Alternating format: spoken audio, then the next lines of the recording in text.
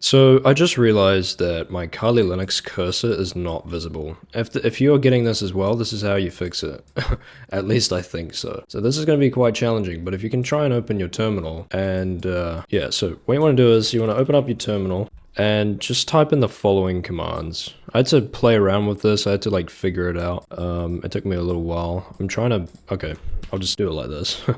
Sudo make dir e/etc x11 do /x org. So you want to go ahead and make sure that you have a configuration folder for this.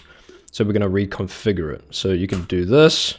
You want to type in your passwords. And once you've done that, you can use micro. So I'll just do sudo micro and then the file or /folder name. So we want to create a new file in this folder. So do the same thing. So org config /VMware.config. Okay. What you want to do is you want to type the following. So go ahead and type the following that you see on screen here. So once you save it, leave it.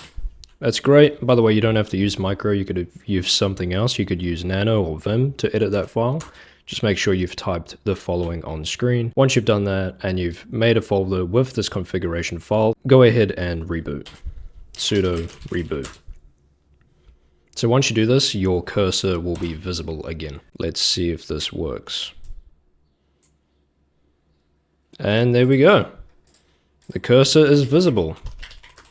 Log into Kali Linux and get back to using it. Honestly, I got really triggered when my cursor disappeared. I was like, man, where is it? And I was like, oh, let me reconfigure it. But anyways, back to normal, fresh as new. That's great. Look at that.